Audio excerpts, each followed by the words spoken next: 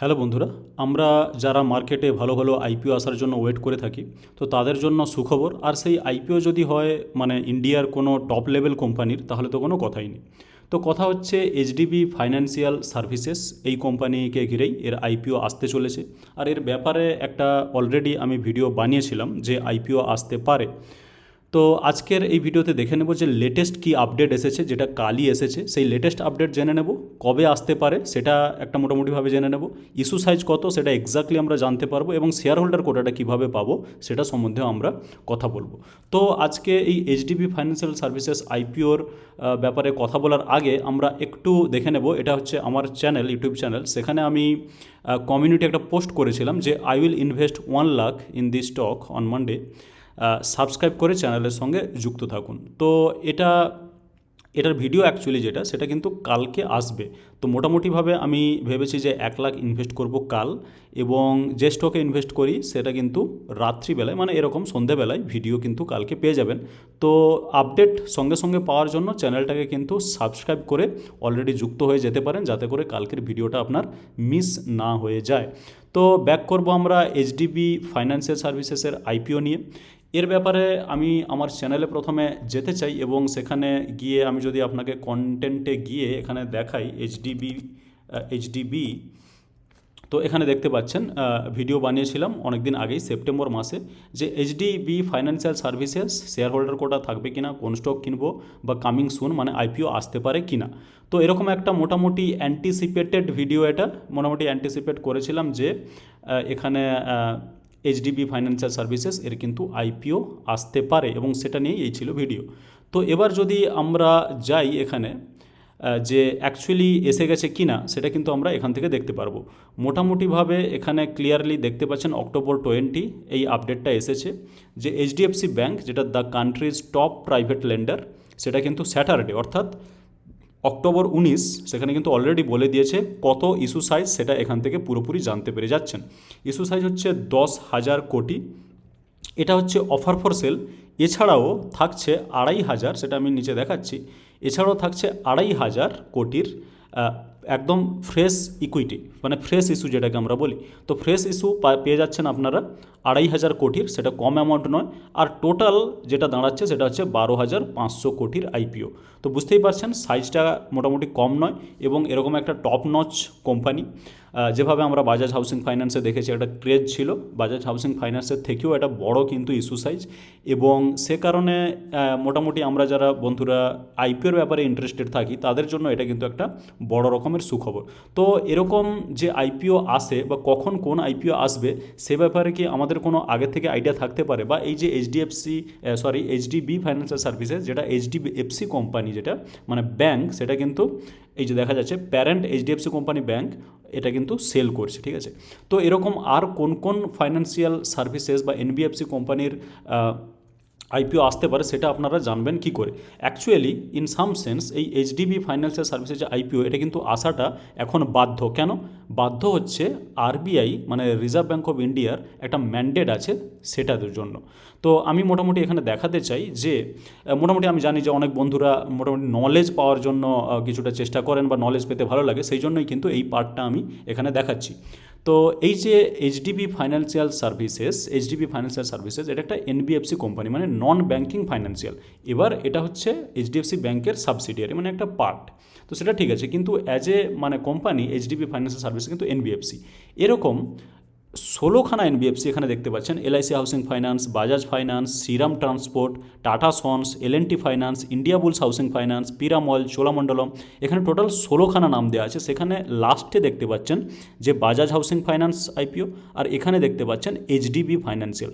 Bajaj housing finance বা Muthoot finance, এগুলো যে দেখতে পাচ্ছেন, এগুলো কিন্তু আমরা জানি যে মার্কেটে অলরেডি এসে গেছে আইপিও নিয়ে, কিন্তু এটা এখনও আইপিও নিয়ে আসেনি।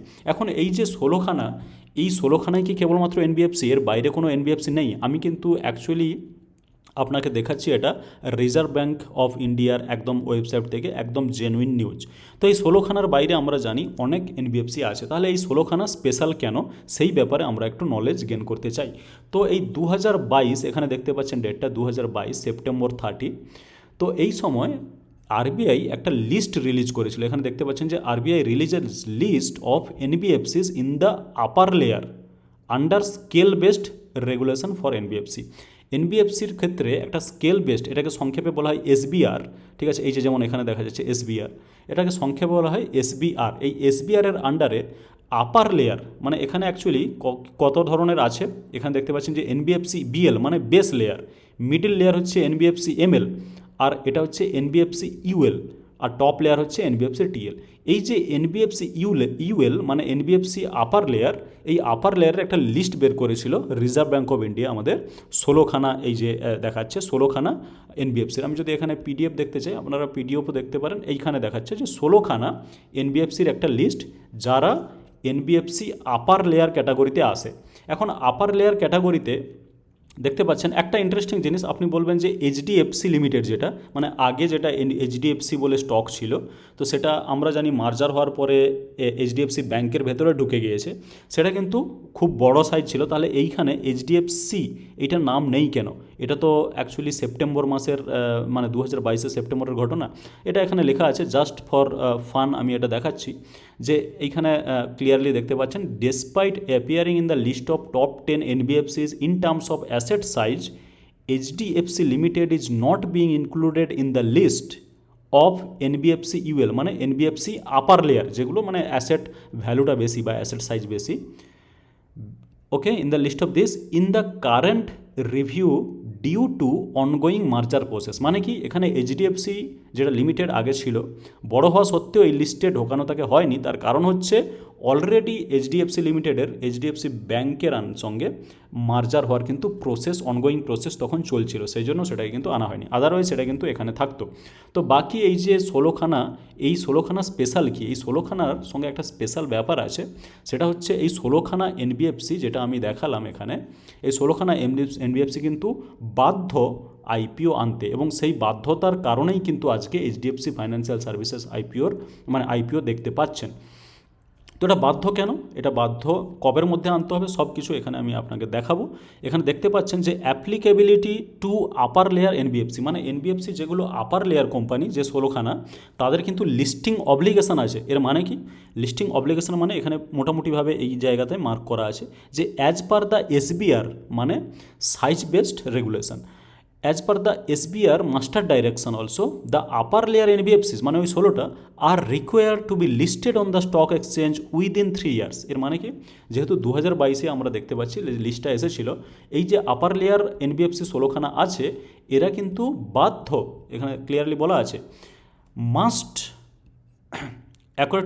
Required to be listed on the stock exchange within 3 years, মানে 25-এর মধ্যে কিন্তু এদেরকে লিস্ট করাতে হবেই, within 3 years of being classified as an upper layer NBFC. যেহেতু মানে যে দিনে এদেরকে আপার লেয়ার এনবিএফসি হিসেবে ক্লাসিফাই করা হয়েছে, তার 3 বছরের মধ্যে কিন্তু এদেরকে আইপিও আনতে হবে। তাহলেই বুঝে গেলেন যে এখানকার মধ্যে যেমন LIC housing finance, Bajaj finance, Shriram transport এগুলো আছে, PNB housing finance, Mahindra financial, Bajaj housing এগুলো আছে, কিন্তু যেগুলো নেই, for example Tata capital finance, HDB financial services যেটা অলরেডি আসছে, এছাড়াও আরও কিছু বাকি আছে, যেমন ধরুন সাংভি ফাইন্যান্স, হ্যাঁ, তো টাটা সন্স প্রাইভেট লিমিটেড, এগুলো কিন্তু এই টাটার এটা বাকি আছে, সাংভি ফাইন্যান্স এটা বাকি আছে, আর এইচডিবি তো অলরেডি আমরা আজকে কথা বলছি। তো এখান থেকে বুঝতে পারলেন যে আরবিআই কিন্তু একটা ম্যান্ডেট বা একটা বাধ্যতামূলক করে দিয়েছে যে এই যে 16খানা মানে এনবিএফসি যারা আপার লেয়ারের ক্যাটাগরিতে পড়ে, তাদেরকে কিন্তু অবশ্যই 3 বছরের মধ্যে আইপিও আনতে হবে। সুতরাং বুঝে গেলেন কাদের কাদের আইপিও আসতে পারে।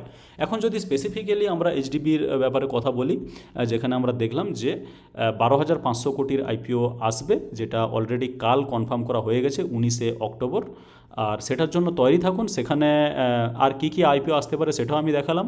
এখানে প্রাইস ডিটেলস যদি চান, যে প্রাইস বা আদার ডিটেলস, এটা কিন্তু will be determine in due course, মানে এখনও পর্যন্ত এটা ডিটারমাইন হয়নি। যেভাবেই আপডেট আসবে মার্কেটে, আমি কিন্তু সেই আপডেট আমাদের চ্যানেলে বন্ধুদের সঙ্গে শেয়ার করে দেবো। মোটামুটি দেরি না করেই লেটেস্ট একদম আপডেটগুলো সঙ্গে সবসময় পেয়ে যাবেন, সেই জন্য চ্যানেলের সঙ্গে থাকুন যাতে করে কোনো আপডেট মিস না হয়ে যায়।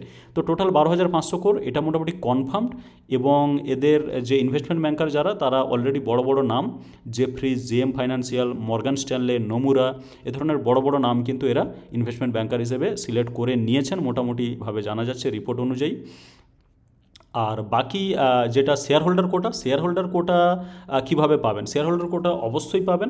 তার জন্য আপনার অ্যাকাউন্টে বা ডিমাট অ্যাকাউন্টে বা আমি যদি বলি আপনার ওই ট্রেডিং অ্যাকাউন্টে থাকতে হবে এইচডিএফসি ব্যাংকের একটা শেয়ার, কারণ এইচডিএফসি ব্যাংকই হচ্ছে এখানে প্যারেন্ট কোম্পানি। যদি আপনি এইচডিএফসি ব্যাংক আপনার অ্যাকাউন্টে রাখেন তাহলে কিন্তু এইচডিবি ফাইন্যান্সিয়াল সার্ভিসের ক্ষেত্রে আপনি রিটেল হিসেবে অ্যাপ্লাই করতে পারবেন, আবার মানে শেয়ার হোল্ডার কোটা হিসেবে অ্যাপ্লাই করতে পারবেন। আর এই পুরো ডিটেলস যে এইচডিএফসি ব্যাংকের শেয়ার থাকলে কতটা আপনি শেয়ার হোল্ডার কোটার হিসেবে মানে রিজার্ভ থাকবে, সেই ধরনের আপডেটগুলো কিন্তু এখনও আসেনি। আর যেটা প্রশ্ন থেকে যাচ্ছে সেটা হচ্ছে কবের দিকে আসতে পারে। এখানে যেটা বলা হয়েছে যে মোটামুটি রিপোর্ট অনুযায়ী যেটা বোঝা যাচ্ছে যে এটা এই যে ফাইন্যান্সিয়াল ইয়ারের শেষের দিকে আসবে। এখানে দেখতে পারেন with a target listing by December or by the end of the current financial year according to reports. তো রিপোর্ট অনুযায়ী মোটামুটি ডিসেম্বরের মধ্যেও চলে আসতে পারে, আবার মোটামুটি ওই মার্চ ফার্স্টের দিকেও আসতে পারে, যেটা হচ্ছে and of the current financial ইয়ার। তো তার জন্য প্রস্তুত থাকুন। শুধু এটা নয়, এখানে আরও কয়েকটা আইপিও যেগুলো এখনও আসেনি, আমি যে 16খানা নাম দেখালাম সেখানেও কিন্তু তাদের জন্য প্রস্তুত থাকুন। আর আইপিও কোনগুলো আসছে সেটা জেনে রাখা ভালো, তার কারণ হচ্ছে সেই অনুযায়ী আমরা নিজেদেরকে প্রিপেয়ার করতে পারবো, বা কত অ্যামাউন্টের আমরা আইপিও লাগাবো সেটাও কিন্তু আমরা আগের থেকে ডিসাইড করে সেই অনুযায়ী ক্যাশ আমরা রাখতে পারবো। তো এ ধরনের একটা ইন্টারেস্টিং আইপিও, যেটার জন্য অ্যাকচুয়ালি অনেক বন্ধুরাই আমি জানি ওয়েট করে থাকে, এবং আমি পার্সোনালি ওয়েট করে আছি অলরেডি এই ধরনের একটা টপ নচ জায়গায় বা টপ নচ আইপিওতে ইনভেস্ট করার জন্য। তো যখনই যে কোনো আপডেট আসবে আমি দিয়ে দেবো। বাস ভিডিওটা এটুকুই। ভিডিওটি ভালো লেগে থাকলে, ইনফরমেটিভ লেগে থাকলে আপনি ভিডিওকে লাইক করে দিন, আর চ্যানেলটিকে সাবস্ক্রাইব করে রাখুন, যাতে করে আমাদের প্রত্যেকটা ভিডিওর আপডেট কিন্তু আপনি সঙ্গে সঙ্গে পেয়ে যান। আর ভিডিওটি দেখার জন্য আপনাকে অনেক অনেক ধন্যবাদ।